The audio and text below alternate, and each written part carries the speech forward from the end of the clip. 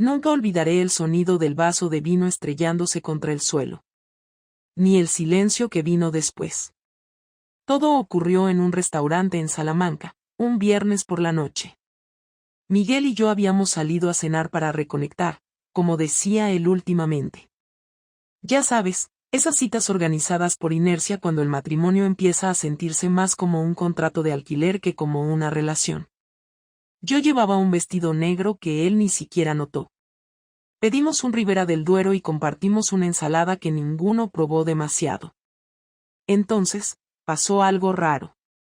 Un camarero joven, de unos veintitantos, se me acercó con una nota doblada y me la deslizó con disimulo, como si fuera la cuenta. Yo fruncí el ceño, miré a Miguel, pero él ni lo notó. Estaba mirando el móvil, como siempre. Abrí la nota. Tu marido viene aquí todos los martes. Pero no con usted. Tardé varios segundos en procesarlo. Miré al camarero, que ya se había ido a otra mesa. Quise pensar que era una broma, una confusión.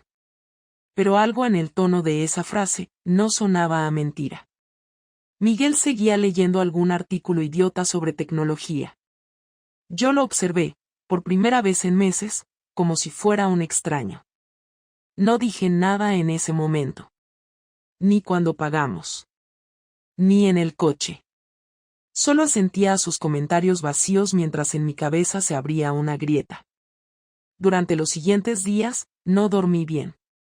Tenía esa nota guardada en el cajón de mis bragas, como si necesitara estar cerca del lugar donde había empezado a sentirme de nuevo vulnerable. Y sí, claro que dudé de todo. Dudé del camarero, dudé de Miguel, dudé de mí. Hasta que me presenté allí, el martes siguiente. Lo vi entrar a las 20:47. No estaba solo. Y lo peor no fue que estuviera con otra mujer. Lo peor fue verla reír. Esa risa que yo no escuchaba desde hacía años. Una risa que pensé extinguida. Se le estaba dando a otra. Volví a casa sin decir nada. Me duché. Me puse la ropa interior bonita que nunca uso entre semana. Me miré al espejo. Y supe que algo en mí había hecho clic. A la semana siguiente, yo ya había tomado mi propia decisión. El martes siguiente llegué al restaurante a las 20:45, como siempre. Ella ya estaba ahí, sentada en la misma mesa de siempre, junto a la ventana. Llevaba una blusa roja y el pelo recogido.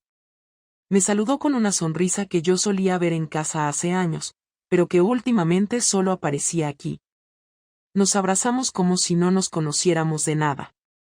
No era amor, era rutina disfrazada de deseo, una rutina cómoda, caliente, sin complicaciones, sin historia compartida. Carla era distinta. No preguntaba cómo me había ido en el trabajo ni por qué había llegado tarde. No hablaba de facturas, ni de citas médicas, ni del grifo del baño. Me miraba como si tuviera algo interesante que decir. Como si todavía tuviera algo que ofrecer. Habíamos comenzado a vernos hace poco más de 2 meses. Nunca fue un plan, ni una venganza, ni una búsqueda consciente de nada. Ocurrió una noche, después de una cena de empresa, y de ahí en adelante, todo se deslizó sin que yo tuviera que empujar nada. Me sentía cómodo con ella. No tenía expectativas, ni quejas, ni reproches. Era como entrar en una habitación donde no hay ruido. Clara y yo no discutíamos, pero tampoco hablábamos de verdad. En casa el silencio se había vuelto una forma de convivencia. Ella estaba metida en sus clases, sus libros, su gente del trabajo. Yo solo cumplía funciones básicas, llevar la compra, mirar el fútbol, pagar facturas, callar a tiempo. En algún momento dejamos de tocarnos por decisión mutua no hablada. Todo eso fue antes de Carla. Aquel martes, sin embargo, algo se sintió diferente. Carla hablaba, pero yo no la escuchaba del todo. Había algo en mi estómago que no tenía que ver con la comida. Sentí una incomodidad rara, como cuando sabes que te olvidaste de algo pero no sabes qué. Cuando salimos del restaurante, Me despedí con un beso en la mejilla y me subí al coche. Miré el espejo retrovisor y me vi la cara. Parecía cansado. No físicamente, sino de otra forma. Algo no encajaba. Al llegar a casa, Clara estaba en el sofá, con el televisor encendido pero sin prestarle atención. Me saludó sin moverse. Yo hice lo mismo. Todo normal. Tal vez demasiado. 2 días después, al salir del trabajo, vi su coche estacionado cerca de la Avenida del Río. No era un sitio por donde ella soliera estar. Me acerqué y me quedé observando desde lejos. Estaba dentro, con alguien más. No los veía del todo bien, pero eran solo ellos dos. No fue celos lo que sentí, fue otra cosa, más parecida al miedo. Esa noche ella no dijo que había salido. Dijo que estuvo corrigiendo exámenes en casa de una compañera. Yo no pregunté más. No estaba en condiciones de exigir nada. Empecé a sospechar. No porque tuviera pruebas, sino porque algo en su forma de mirarme había cambiado. Ya no me evitaba, al contrario, me observaba demasiado. Como si esperara algo de mí. Como si supiera algo. Cuando le dije que me iba a dormir, me miró fijo y solo dijo, vale. Pero ese vale no era habitual. No sonaba a indiferencia ni a enfado. Sonaba a algo distinto. Como si hubiera tomado una decisión. El viernes por la tarde, llegué a casa antes de lo previsto. La puerta estaba entreabierta. Entré sin hacer ruido. No sé por qué, fue instinto. Escuché su voz en el salón. Estaba al teléfono. Me acerqué lo suficiente para oír sin que me viera. Hablaba bajo, pero clara. No, no le he dicho nada. No hace falta. Él ya lo sabe, aunque no lo diga. Lo sabe. No dije nada. Subí al dormitorio, me cambié de ropa, salí como si nada. Fui a caminar por el parque.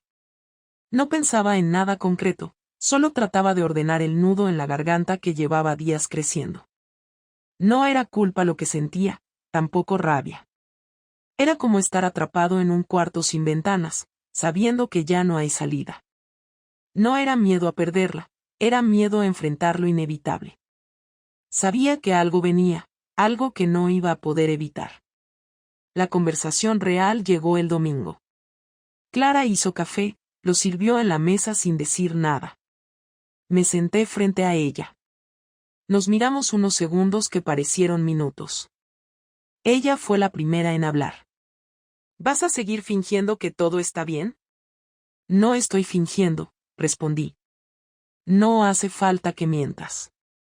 Ya no. Lo sé. ¿El qué sabes? Que estás con otra. No dije nada. No había forma de negarlo. Ni siquiera lo intenté. ¿Desde cuándo?, preguntó. 2 meses. Asintió. No se sorprendió. No se rompió. No gritó.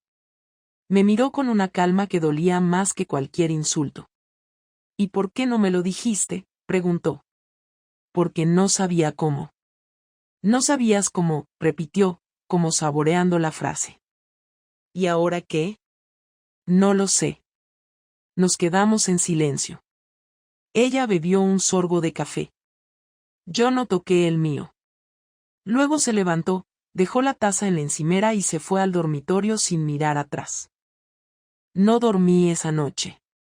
Me acosté, cerré los ojos, pero el cuerpo no descansaba. No podía dejar de pensar en su cara, en cómo no negó nada, en cómo lo admitió todo como si fuera una multa de tráfico. No hubo una súplica, ni siquiera una mínima señal de arrepentimiento. Fue como si lleváramos años esperando ese momento, y cuando por fin ocurrió, ya no teníamos energía ni para el escándalo. A las 6:30 me levanté sin hacer ruido, me vestí y salí a caminar por el barrio. Caminé sin dirección, solo para no estar en casa. Me sentía como si estuviera dentro de una película que no recordaba haber elegido ver. Cada paso me recordaba que la vida que compartimos se había convertido en otra cosa. No era tristeza lo que sentía, era rabia. No por la infidelidad, sino por el desprecio. No me dolió que se acostara con otra, me dolió que lo hiciera sin siquiera el esfuerzo de ocultarlo bien. Me dolió que no le importara si yo lo descubría o no. Como si lo nuestro ya estuviera muerto y solo quedara cerrar la puerta con el pie. Volví a casa a las 8. Él estaba en la cocina, preparando café. No me miró. Solo dijo buenos días como si todo fuera normal. Me senté en la mesa, lo observé en silencio unos segundos. No iba a llorar, no iba a pedir explicaciones, no iba a comportarme como una víctima. Ya lo había decidido. Si él no iba a defender lo nuestro, yo tampoco. Pero antes, necesitaba soltarlo todo. Esperé a que se sentara. Cuando lo hizo, dejé caer la frase sin filtro. Yo también estoy viendo a alguien. No reaccionó de inmediato. Solo giró la cabeza lentamente hacia mí, como si no hubiera entendido bien lo que acababa de escuchar. ¿Qué has dicho? Que no eres el único que se acuesta con otra persona. ¿Desde cuándo? Desde hace menos de una semana. ¿Y por qué? Porque me cansé de estar casada con un hombre que ya no me ve. Porque me cansé de fingir que estaba bien cuando tú llevabas meses en otra parte. Porque, después de descubrir lo tuyo, entendí que ya no te importaba lo que yo sintiera. ¿Me seguiste? No. Me lo dijeron. ¿Quién? El camarero. Uno joven, de barba. Me dejó una nota. La leí delante de ti y ni te diste cuenta. Esa noche lo supe. La semana siguiente fui a comprobarlo y te vi con ella. Después de eso, dejé de esperar que vinieras a decirme la verdad. ¿Y decidiste acostarte con otro por eso? No. Lo decidí porque me salió del coño. Se hizo un silencio que ni siquiera el ruido de la cafetera rompía. Él me miraba como si no me reconociera. Yo también lo miraba así, como si fuera un extraño desayunando en mi cocina. Entonces él se levantó, dio un paso hacia mí y me dijo algo que no esperaba. ¿Quién es? No te importa. Sí me importa. ¿Por qué? ¿Te duele el ego? ¿Te molesta saber que ya no tienes el monopolio de la mentira en esta casa? ¿Te gusta? No es asunto tuyo. ¿Te acostaste con él solo para vengarte? Pensé que sí, al principio. Pero no fue solo eso. Fue para volver a sentir algo. Cualquier cosa. ¿Y lo conseguiste? Sí. Se sentó de nuevo. Tenía las manos apretadas como si intentara controlar algo. Lo vi tragar saliva varias veces. No estaba furioso, pero tampoco tranquilo. Era la cara de un hombre que nunca imaginó que podía ser traicionado también. Y eso, por alguna razón, me dio una paz que no esperaba sentir. No me sentía culpable, ni avergonzada, ni siquiera confundida. Me sentía clara. Clara como mi nombre. Clara como no me había sentido en años. No sé qué hacer con esto, dijo él, finalmente. No tienes que hacer nada. Solo quiero que sepas que ya no estás solo en esto. Que si tú decidiste destruir lo nuestro por aburrimiento, yo ya no tengo ninguna razón para reconstruirlo. No quiero separarme. Yo tampoco quería. Pero ya no depende de querer. Depende de si hay algo que salvar. Y no lo hay. ¿Vas a seguir viéndolo? Tal vez. No lo he decidido. Pero si lo hago, no será escondiéndome. No pienso vivir con vergüenza por algo que tú comenzaste. Se levantó, caminó unos pasos y apoyó las manos en la encimera.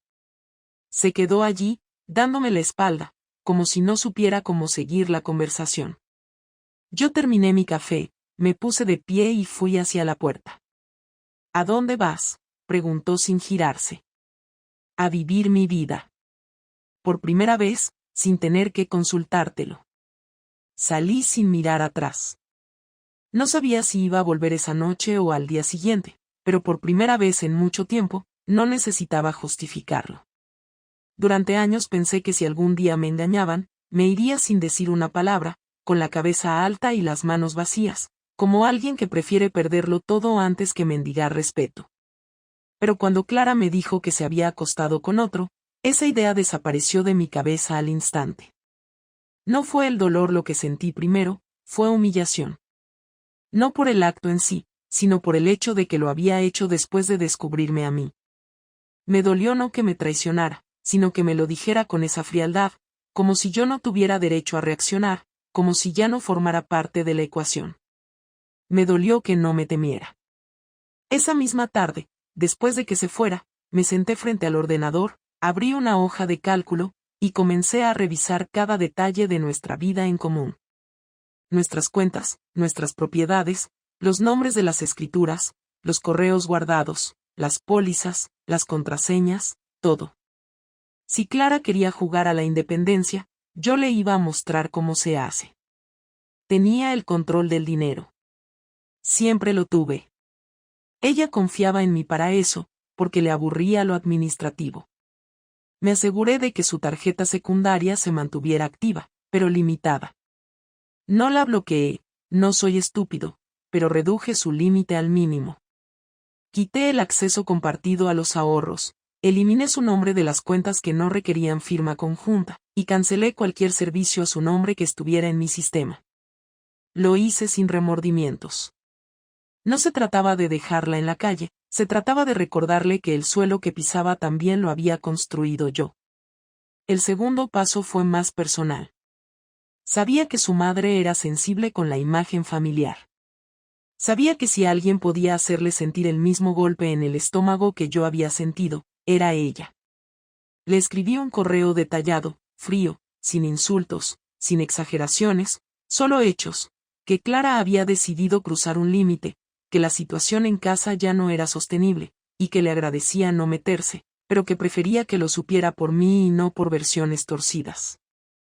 Adjunté pruebas, mensajes que ella misma había dejado abiertos en su portátil, y la foto del recibo de un hotel al que fue con su nuevo interés. Sabía que eso no arreglaría nada, pero no quería que Clara saliera de esto como la víctima valiente que recuperó su vida, cuando había destruido la mía sin pestañear. En los días siguientes, Clara volvió a casa como si nada, entrando y saliendo, hablando poco, durmiendo en la habitación de invitados. No me preguntó por los cambios en las cuentas, ni por el ambiente helado. Tampoco intentó discutir. Solo me miraba de vez en cuando, como si esperara que le dijera algo más, pero yo no estaba interesado en darle ese espacio. En lugar de eso, comencé a salir más, volví al gimnasio, me corté el pelo, llamé a amigos que no veía desde hacía años. Me encargué de que lo supiera. Me encargué de que viera que no me había hundido, que no me había quedado llorando en una esquina. Empecé a publicar fotos en redes sociales que jamás usaba, con comentarios como reconectando con lo que importa o nuevos comienzos, siempre medidos, nunca explícitos. No porque necesitara validación, sino porque sabía que a ella le molestaría no ser el centro de atención. Un sábado por la mañana, recibí una llamada de su mejor amiga, Laura. No era alguien con quien yo hablara mucho, pero esa vez fue directa. ¿Estás bien? ¿Por qué? Porque Clara está diciendo cosas que no sé si son ciertas. ¿Cómo qué? Que estás tratando de arruinarle la vida, que le estás manipulando con el dinero, que le estás exponiendo delante de su familia. ¿Y tú qué crees? Creo que no soporta que no le estés rogando. Le agradecí la llamada y colgué. Ya estaba funcionando. No se trataba de venganza por venganza. Se trataba de recuperar algo de equilibrio. No pensaba obligarla a volver, ni arrastrarme para que se quedara, pero tampoco iba a dejar que me pisoteara sin consecuencias. No iba a dejar que reescribiera la historia con ella como heroína y yo como monstruo. La última fase fue dejarla fuera de lo único que todavía compartíamos emocionalmente, nuestro piso en Cádiz. Era un pequeño apartamento que compramos juntos con la idea de retirarnos ahí algún día. A ella le encantaba ese sitio, iba cada verano con sus libros y su música, era su santuario. Revisé los papeles. La propiedad estaba a mi nombre. Habíamos firmado así por cuestiones fiscales. Sin previo aviso, cambié las cerraduras. La inmobiliaria me ayudó con todo. Puse el piso en alquiler. Cuando ella quiso ir, una semana después, y descubrió que no podía entrar, me llamó. ¿Qué has hecho con Cádiz? Lo alquilé. ¿Sin decirme nada? No tenía por qué. Está a mi nombre. ¿Y mis cosas? Las dejé en el trastero. Puedes pasar a recogerlas cuando quieras. Avisas antes. Hubo un silencio largo al otro lado de la línea. Luego me dijo. Eres un cabrón. Puede ser. Colgó. No me sentí orgulloso. Tampoco culpable. Solo sentí que por fin todo estaba equilibrado. Ella había cruzado una línea. Yo no la empujé, pero tampoco iba a quedarme parado. Lo que más me jodió no fue que alquilara el piso sin avisar, ni siquiera que me dejara mis cosas en cajas como si fuera una invitada de paso en mi propia vida. Lo que me jodió fue que lo hiciera sin enfadarse, sin decirlo en voz alta, como si yo ya no mereciera ni su rabia. Me dejó fuera sin una sola discusión. Como si ya no importara lo que yo pudiera sentir. Y lo peor es que no lo hizo por venganza. Lo hizo porque podía. Cuando colgó el teléfono, me quedé mirando el móvil varios minutos, sin moverme. Sabía que estaba perdiendo la guerra, si es que esto era una guerra. Él había aprendido a ser frío sin levantar la voz, a castigarme sin un solo grito. Yo, en cambio, me estaba desmoronando poco a poco, como si recién ahora entendiera que había ido demasiado lejos. Ese domingo fui a casa con una excusa, recoger unos libros que había dejado en la estantería del salón. Toqué el timbre, aunque aún tenía llaves. Me abrió sin sorpresa, como si hubiera estado esperando que apareciera tarde o temprano.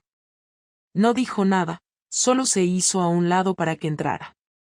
Caminé directo al salón, sabiendo que no venía solo por los libros, y él también lo sabía. Cuando me giré, estaba ahí, de pie, con los brazos cruzados, observándome sin expresión. Necesito hablar contigo. Habla. ¿De verdad vas a seguir así? ¿Así como? Como si no te importara nada. Como si todo esto te diera igual. No me da igual. Simplemente ya no hay nada que hablar. Claro que lo hay. ¿Qué exactamente quieres decirme? Que esto se fue de las manos. Que yo sé que lo hice mal. Pero tú también lo estás llevando a un lugar donde ya no hay vuelta atrás. ¿Y qué esperabas? ¿Que lo olvidara todo y siguiéramos como si nada? No. Solo, no esperaba que te convirtieras en alguien que me quiere destruir. No quiero destruirte. Solo me estoy asegurando de que no me vuelvas a usar. Yo nunca te usé. Te reíste en mi cara. Dormiste con otro y me lo dijiste con la misma calma con la que pides pan en una cafetería. Y tú me mentiste durante meses. Me engañaste sin siquiera tener la decencia de disimular. Y por eso te acostaste con otro. Por eso y por muchas cosas más. Pero ya no quiero hablar de eso. Quiero hablar de qué va a pasar ahora. Ahora cada uno sigue su camino. ¿Así de simple? Sí. No quieres arreglarlo. Ni intentarlo. No. No después de todo esto. ¿Ni siquiera lo piensas? No. No puedes negar que hubo algo entre nosotros. Que no todo fue una mierda. No lo niego. Pero lo que tuvimos ya no existe. Yo todavía siento cosas. Eso es asunto tuyo. No sientes nada tú. Estoy cansado, Clara. Muy cansado. Ya no tengo ganas de pelear ni de reconstruir nada. Esto no se rompió por un error, se vino abajo por acumulación. Y tú lo empujaste hasta el fondo. Ahora venís a pedirme que lo levantemos otra vez, pero yo ya no quiero. Me senté en el sofá sin decir nada. Había una tensión sorda en el ambiente, una sensación de que todo estaba terminado y que ninguno de los dos sabía bien cómo se llegaba a ese punto exacto. Yo pensaba que quizás, si hablábamos lo suficiente, si nos sacábamos todo de adentro, todavía había un mínimo espacio donde quedarnos, algo desde donde reconstruir algo nuevo, aunque no fuera lo de antes. Pero él estaba en otra etapa. Había tomado decisiones prácticas. Había cerrado puertas. Me miraba como se mira a alguien que ya no pertenece a tu vida. Ni rabia ni tristeza. Solo distancia. No me vas a perdonar nunca, ¿verdad? No. ¿Y si te dijera que me equivoqué? Te lo creería. Pero no cambiaría nada. Aunque te diga que no significa que no te haya querido. Sé que me quisiste. Yo también te quise. Pero todo eso ya pasó. Y no es suficiente. ¿Y si quiero intentarlo, aunque tú no quieras? Entonces lo intentas sola. Ya no me amas. Lo que sentía se rompió. Y no tengo ganas de volver a armarlo. Me levanté despacio. Fui a la estantería, tomé los libros sin prisa y los puse en una bolsa. Al pasar por el pasillo hacia la puerta, él se quedó en el mismo lugar. No me siguió. No dijo nada más. Solo me observó. Cuando abrí la puerta, me giré una última vez. ¿De verdad no queda nada? No. Salí sin cerrar de golpe. Caminé hasta el coche sin mirar atrás. Me subí, encendí el motor y me quedé ahí sentada varios minutos. No lloré. Tampoco grité. Solo sentí que algo muy importante se había terminado de forma definitiva y sin escándalo. Como si el final fuera tan silencioso que ni siquiera doliera de verdad. Solo quedaba aceptar lo irreversible. No pensé que el silencio después de una separación pudiera ser tan ruidoso. Los primeros días me despertaba con la costumbre de mirar si Miguel ya se había ido al trabajo, esperando oír el ruido de la cafetera o los pasos en el pasillo, pero lo único que encontraba era el sonido del refrigerador y el eco de una casa que ya no era nuestra. Volví al dormitorio principal solo para vaciar mis cosas, no porque lo quisiera recuperar. Dormía en la habitación de invitados, como lo hacía al final, y sin saber por qué seguía haciéndolo, como si de alguna forma aceptar que podía ocupar esa cama otra vez fuera una mentira que no quería contarme. Los mensajes de mis amigas se volvieron repetitivos, que me merecía algo mejor, que él no había sabido cuidarme, que lo mío había sido un acto de rebeldía después de años de abandono emocional. Yo asentía, respondía con emojis, agradecía el apoyo, pero sabía que no estaban entendiendo nada. Porque no se trataba de merecer, se trataba de lo que destruí sin medir las consecuencias. No volví a ver al chico con el que me acosté. No hubo drama, ni conversación pendiente. Simplemente dejé de contestar. Ni siquiera fue por culpa, sino porque entendí que lo había usado. Fue una acción estúpida nacida de una mezcla de enojo y vacío que ni siquiera se resolvió con el contacto físico. Lo que obtuve fue distracción, no alivio. Y después de todo, él no tenía nada que ver con lo que pasaba entre Miguel y yo. Él solo fue una excusa para salir de una rutina que ya estaba rota. A los 10 días de aquella última conversación, recibí un mensaje de Miguel. Fue breve. Me avisaba que el abogado se pondría en contacto conmigo para comenzar el proceso. No firmó con su nombre, no agregó ningún comentario. Solo eso. Lo leí 3 veces antes de responder. Escribí un de acuerdo, lo envié y me senté frente al ordenador a revisar mis correos del trabajo como si nada. Las conversaciones con el abogado fueron rápidas. No hubo discusiones ni idas y vueltas. Ya habíamos hablado de todo lo importante antes de ese punto. La casa se iba a vender, los bienes se dividirían en partes iguales, y cada uno seguiría su camino. No teníamos hijos, no teníamos mascotas, ni deudas conjuntas.